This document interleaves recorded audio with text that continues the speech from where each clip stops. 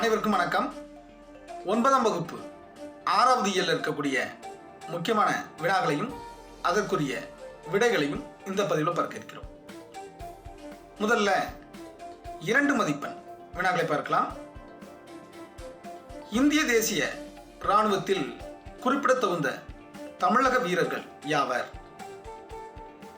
நிறைய பேர் அங்கங்கே கொடுத்துருக்குறாங்க. ஒரு சில பேர்களை நான் சொல்கிறேன். ஏதாவது 4 பேர்களை எழுதி கொண்டால் போதுமானது. அதாவது பசும்பொன் முத்துராமலிங்கர், ஜானகி, ராஜாமணி, சிதம்பரம் லோகநாதன், கேப்டன் லட்சுமி, கேப்டன் தாசன், இன்னும் சில பேர்கள் இருக்குது. ஏதாவது 4 பேர்களை எழுதிக்கிடுங்க. அடுத்து, தாய்நாட்டிற்காக உழைக்க விரும்பினால் நீங்கள் எப்பணியை தேர்வு செய்வீர்கள்? ஏன்? சொந்தமாக எழுத வேண்டிய கேள்வி. உங்களுக்கு பிடித்தமான ஒரு பணியை தேர்வு செய்து கொள்ளுங்க. நான் ஒரு 3 பணிகளை குறித்து சொல்கிறேன். அதாவது, தாய்நாட்டிற்காக உழைக்க விரும்பும் நான் இராணுவ பணியை தேர்வு செய்வேன். ஏனென்றால் தாய்நாட்டை பாதுகாக்கக்கூடிய முக்கியமான பொறுப்பு இராணுவ வீரர்களுடையது என்பதனால் அப்பணியை தேர்வு செய்வேன். இப்படி இல்லைன்னு சொன்னால், தாய்நாட்டிற்காக உழைக்க விரும்பும் நான் மருத்துவ பணியை தேர்வு செய்வேன். ஏனென்றால் மக்களுடைய உயிரை பாதுகாக்கும் பொறுப்பு மருத்துவர்களுடையது என்பதனால் அப்பணியை தேர்வு செய்வேன் என்று எழுதிக்கலாம். இதுவும் இல்லைன்னா நான் ஆசிரியர் பணியை தேர்வு செய்வேன். ஏனென்றால் தாய்நாட்டினுடைய எதிர்காலம் இளைஞர்களுடைய கையில் இருக்கிறது. அந்த இளைஞர்களை நல்ல முறையில் உருவாக்கக்கூடிய பொறுப்பு ஆசிரியர்களுக்கு இருப்பதனால் அப்பணியை தேர்வு செய்வேன் அப்படின்னு எழுதிக்கலாம். ஏதாவது ஒன்று, 3ல் ஏதாவது ஒன்று எழுதிக்கலுங்க. அடுத்து, கருக்குண்ட பச்சை பாம்பு எதற்கு உவமையாக்கப்பட்டுள்ளது? ரொம்ப ரொம்ப எளிமையான கேள்வி. கருக்குண்ட பச்சை பாம்பு நெற்பயிருக்கு உவமையாக்கப்பட்டுள்ளது. அவ்வளவுதான். அடுத்து, ஓம்புவார் பகுபத உறுப்பிலக்கணம் தருக. பகுபத உறுப்பிலக்கணம் ரொம்ப ரொம்ப எளிமையானது. எப்படி பிரிக்கணும், எப்படி எழுதணும்னு சொல்றேன், புரிஞ்சுக்கொள்ளுங்க. அதாவது, முதல்ல கட்டளை சொல்லாக வரக்கூடிய வகையில பிரிக்கணும். ஓம்பு கூட்டல் வார் இருக்கு. இது எப்படி பிரிக்கணும்? யுவ் கூட்டல் ஆர் என்று பிரிக்கணும். அதாவது ஓம்பு கூட்டல் யுவ் கூட்டல் ஆர். முதல்ல இருக்கிறது எப்பவுமே இந்த பகுதி தான் வரும். ஓம்பு பகுதி. இடையில இருக்கிறது இடைநிலை. யுவ் என்பது எதிர்கால இடைநிலை. ஆர் என்பது பலர்பால் வினைமுற்று விகுதி. இதை இன்னும் விளக்கமா நீங்க தெரிஞ்சுக்கிடணும்னு சொன்னா, நம்முடைய சேனல்ல பகுபத உறுப்பிலக்கணம் எப்படி பிரிக்கிறது அப்படிங்கிறதெல்லாம் தனியாக கொடுத்துருக்கிறேன், பார்த்துக்கொள்ளுங்க. அடுத்து, இந்திய தேசிய இராணுவத்தின் தலைவராக இருந்த தில்லான் அவர்கள் தமிழர்கள் குறித்து கூறியது யாது? அதாவது, இந்திய தேசிய இராணுவத்தின் இதயமும் ஆன்மாவும் தமிழர்கள் தான் என்று தலைவராக இருந்த தில்லான் அவர்கள் குறிப்பிட்டுள்ளார் என்று எழுதிக்கலாம். ரொம்ப எளிமையானதுதான். மகனே கொடு இத்தொடரில் வலி மிகுமா விளக்குக. அதாவது, மகனே கொடு இத்தொடரில் வலி மிகாது. ஏனென்றால் இது விழித்தொடர். விழித்தொடரில் வலி மிகாது. அடுத்து, சிறுவினாக்களை பார்க்கலாம். குறிப்பு எழுதுக. டோக்கியோ கேடக்ஸ். அதாவது, நேதாஜி அவர்கள் இந்திய தேசிய இராணுவத்தினுடைய தலைவராக இருந்தபோது 45 இளைஞர்களை தேர்வு செய்து ஜப்பானில் இருக்கக்கூடிய இம்பீரியல் மிலிட்டரி அகாடமிக்கு அனுப்பி வைத்தார். எதற்காகன்னு சொன்னால், விமானப்படை பயிற்சி பெறுவதற்காக. அப்படி தேர்வு செய்யப்பட்ட அந்த குழுவுக்கு பேர் தான் டோக்கியோ கேடெக்ஸ். அடுத்து, ஏமாங்கத நாட்டினுடைய வளம் உலகெங்கிலும் எப்படி பரவி இருந்ததாக திருத்தக்கத்தேவர் குறிப்பிட்டுள்ளார். அதாவது சீவக சிந்தாமணி பாடத்தில் இருக்கக்கூடிய 1வது பாடலுடைய பொருள் தான் இதற்குரிய விடை. ஏமாங்கத நாட்டினுடைய வளமானது உயரமான தென்னை மரம், அந்த தென்னை மரத்தில் முற்றிய தேங்காயானது விழுகிறது, அதன் அடியில் இருக்கக்கூடிய பாக்கு மரம், அதனுடைய உச்சியில் இனிமையான தேனடை, அந்த தேனடையை கிழித்து கொண்டு விழுது.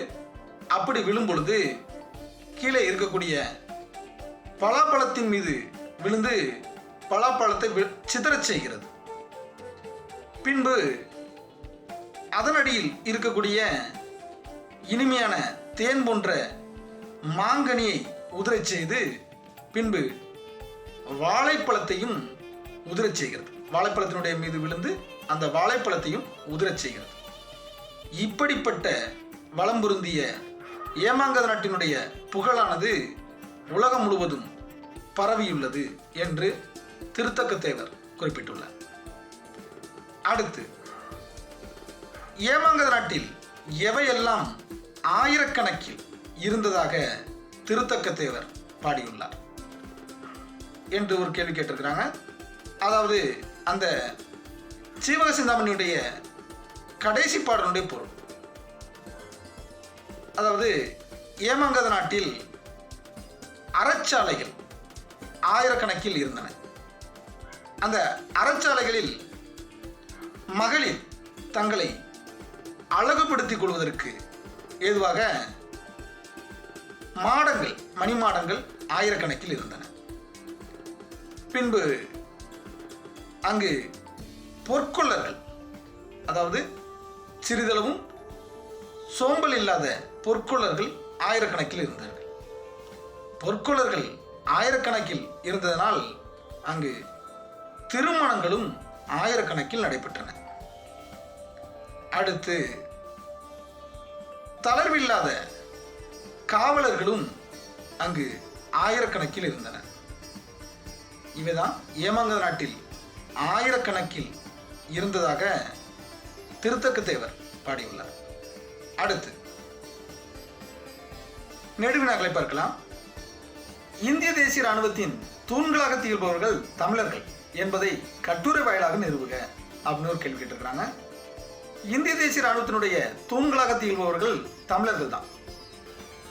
அதாவது இதை எப்படி எழுதலாம்னு சொன்னால் முன்னுரை முடிவுரை போட்டு எழுதணும். ஏன்னா கட்டுரை வாயிலாக நிறுவுகன்னு கேட்டிருக்கிறாங்க. சரி, முன்னுரை எப்படி எழுதலாம் என்று பார்த்தால், முதல்ல இந்திய தேசிய இராணுவம் அந்த ஆண்டு, அதனுடைய ஆண்டு இதெல்லாம் எழுதி, அப்புறமா நேதாஜி ஒரு கருத்து சொல்லியிருப்பார். அதாவது, நான் அடுத்த பிறவியில் பிறந்தால் தென்னிந்தியாவில் ஒரு தமிழனாக பிறக்க வேண்டும் என்ற கருத்தை சொல்லியிருப்பார். இந்த கருத்தை அதில் எழுதி கொண்டு இந்திய தேசிய இராணுவத்தினுடைய தூண்களாக திகழ்ந்தவர்கள் தமிழர்கள் தான் என்பதை பின்வருமாறு காண்போம் அப்படின்னு எழுதி முடிச்சிடலாம். அடுத்து, பசும்பொன் முத்துராமலிங்கனார் அவர்களுடைய செயல், அதை எழுதிக்கலாம். இந்திய தேசிய இராணுவத்தினுடைய தலைவராக நேதாஜி சுபாஷ் சந்திர போஸ் அவர்கள் இருந்தபோது பசும்பொன் முத்துராமலிங்கனார் தமிழகத்தில் இருந்து பெரும்பாலான இளைஞர்களை திரட்டி இந்திய தேசிய இராணுவத்தில் ஈடுபடச் செய்தார். அப்படி ஈடுபடச் செய்த அந்த அவருடைய செயலானது அளப்பரியது. அடுத்து, மகளிர் படைப்பிரிவு.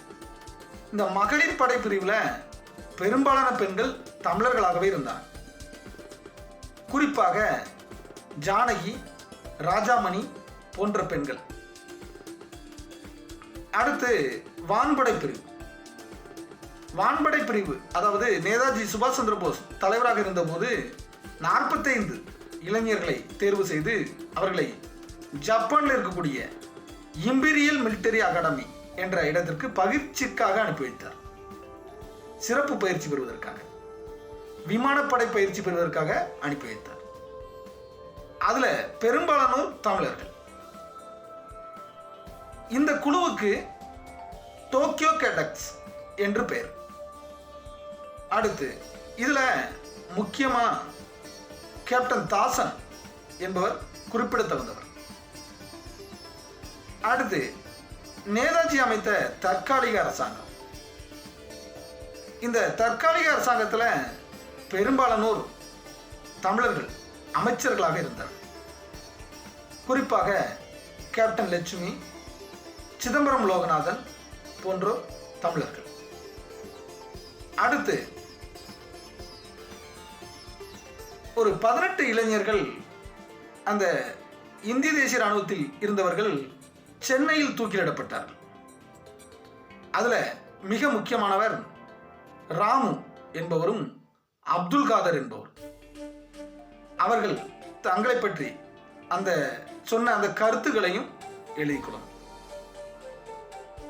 அடுத்து முடிவுரையில் எதை எழுதுறான்னு சொன்னா, இந்திய தேசிய இராணுவத்தினுடைய தலைவராக இருந்த தில்லான் அவர்கள் தமிழர்களை பற்றி ஒரு கருத்தை சொல்றார். 2 மதிப்பெண்ல பார்த்திருப்போம். இந்திய தேசிய இராணுவத்தினுடைய இதயமும் ஆன்மாவுமாக இருப்பவர்கள் தமிழர்களே என்ற கருத்தை சொல்லியிருப்பார். இதை நாம் அங்கே எழுதி கொண்டு, இந்த அளவிற்கு இந்திய தேசிய இராணுவத்தில் தமிழர்களுடைய பங்கு மிக முக்கியமானதாக இருந்தது, இந்திய தேசிய இராணுவத்தினுடைய தூண்களாக திகழ்ந்தவர்கள் தமிழர்கள் தான் என்பதை உறுதியாக நாம் தெரிவித்துக் கொள்கிறோம் என்பதை நம்ம அந்த முடிவுரையில எழுதிக்கொள்ளலாம். அடுத்து ஏமாங்கத நாட்டினுடைய வளம், அதனை உங்கள் ஊரினுடைய வளத்தோடு ஒப்பிட்டு எழுதுக அப்படின்னு சொல்லி கேட்டிருக்கிறான். ஏமாங்கத நாட்டினுடைய வளத்தை நம்ம சிறுவினாக்கள் பகுதியில் 2 கேள்விகளில் பார்த்துருக்கோம்.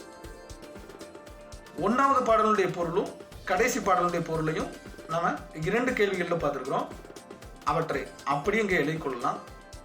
அதோடு சேர்த்து உங்களுடைய ஊரினுடைய வளங்கள், இதை இந்த பாடலுடைய அந்த பொருளோடு ஒப்பிட்டு எழுதுவது போல எழுதணும். முதல்ல பாடலுடைய அந்த 2 பாடலுடைய பொருளையும் எழுதிக்கொள்ளணும்.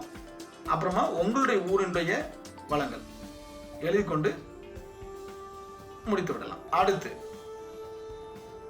இந்திய விண்வெளித்துறை குறித்த செய்திகளை விவரிக்க அப்படின்னு கேட்டிருக்காங்க. இது விண்ணையும் சாடுவோம் அந்த பாடத்துல நம்ம படிச்சிருக்கிறோம். அதாவது இந்திய விண்வெளி ஆராய்ச்சி கழகம், அதாவது இஸ்ரோ, அதனுடைய தலைவராக இருந்த சிவன் அவர்களுடைய நேர்காணல், அதுல சில செய்திகள். அப்புறமா அப்துல் கலாம் அவர்களை பற்றிய தகவல். அப்புறம் தற்போது இந்திய அந்த விண்வெளி ஆராய்ச்சி கழகத்தினுடைய தலைவராக இருக்கக்கூடிய வி நாராயணன் அவர்கள் தெரிவித்த சில கருத்துக்கள். அப்புறமா நம்முடைய சந்திராயன் 3 திட்டத்தில் அந்த திட்டத்தினுடைய வெற்றி, இதை எல்லாவற்றையும் கொஞ்சம் சுருக்கமாக கொஞ்சம் மட்டும் எடுத்து எழுதுனா போதுமானது. இஸ்ரோ சிவன் அவர்கள் நிறைய கருத்து சொல்லியிருப்பாரு. அவர் ஒரு மென்பொருள் ஒன்று வரை கண்டுபிடிச்சிருப்பார், ஒரு சாஃப்ட்வேர் ஒன்று கண்டுபிடிச்சிருப்பாரு. அதை எல்லாத்தையும் நமக்கு சேர்த்து எழுதணும். அது குறித்து அப்துல் கலாம் அவர்கள் பாராட்டியிருப்பாரு அவரை. இது எல்லா தகவலையும் கொஞ்சம் சுருக்கமாக எழுதுனா போதுமானது. சரி, அடுத்த பதிவில் நம்ம இந்த யாப்பிலக்கணம் பற்றி பார்க்கணும். ஏன்னா அது ரொம்ப முக்கியமானது, அதே நேரத்தில் கொஞ்சம் கடினமானது. அதை எளிதாக புரிய வைப்பதற்குரிய முயற்சி எடுப்போம். முழு ஆண்டுக்கு படிக்க வேண்டிய முக்கியமான வினாக்களை மட்டும் பார்க்கலாம் அடுத்த இன்னொரு பதிவில். சரி, நன்றி.